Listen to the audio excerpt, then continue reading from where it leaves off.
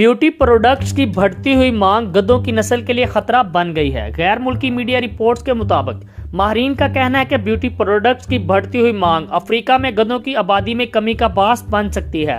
Reports के मुताबिक खाल के हसूल के लिए सालाना 60 लाख गधे ज़िबा किए जाते हैं, जिनको ब्यूटी प्रोडक्ट्स में इस्तेमाल किया जाता है। गधे की खाल से बनी ब्यूटी प्रोडक्ट्स की मकबूलियत के बाद चीन में गधों की आबादी में वाज़ेह फर्क नजर आया है। गधों की फलाह के लिए काम करने वाली एक तंजीम के मुताबिक 1996 से लेकर 2009 तक गधों की आबादी में 76% कमी देखी गई। अफ्रीका में एक अरसे तक गधों की तादाद सबसे ज्यादा थी, लेकिन माहिरीन ने खबरदार किया है कि इनकी नस्ल को शदीद खतरात लाहक हैं।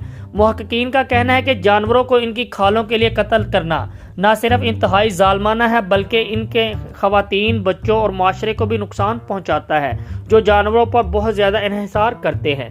रिपोर्ट्स के मुताबिक ब्यूटी इंडस्ट्री को 2027 तक 60 लाख से ज़ायद गधे की खालों की ज़रूरत होगी, जबकि अफ्रीका में तकरीबन 1 करोड़ 10 लाख गधे मौजूद हैं। यूं अफ्रीका में गधों की नस्ल की बका लाहक खतरात वाज़े नज़र आते हैं।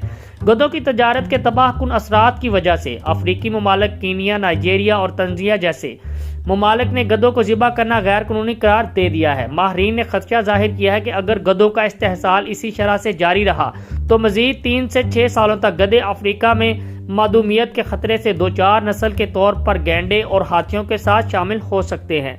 आइंदा एतवार को अफ्रीकी यूनियन के सरबराहान मुमकिन गधे को ज़िबा करने पर पाबंदी आयद करने के बारे में गौर करेंगे।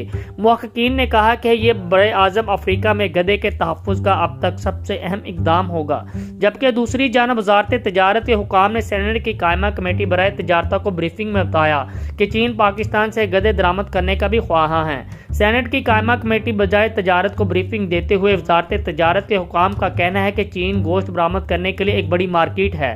कायमा कमेटी के रुकन दिनेश कुमार का कहना था कि चीन कहता है कि पाकिस्तान गधे और कुत्ते बरामद करे।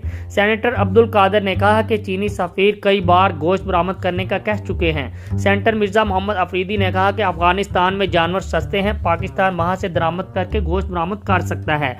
वज़ारत तजारत के हुकाम ने बताया, लिम्पी स्किन बीमारी की वजह से अफगानिस्तान से वक्ती तौर पर जानवर दरामद करने की इजाज़त नहीं है। कायमा कमेटी ने 5 बरामदी शोबों से दी जाने वाली बिजली सब्सिडी वापस लेने पर अपने तहफ़्फ़ुज़ात का इजहार भी किया। वज़ारत तजारत का कहना है कि सब्सिडी वापस देने के लिए वज़ारत ख़ज़ाना के सामने मामला उठाया गया है। बरामदी शोबों को मुख्तलिफ मुश्किलात का भी सामना है। कायमा कमेटी ने सिफारिश की कि हुकूमत बरामदी सनत को बिजली की सब्सिडी का मामला जल्द हल करेगी।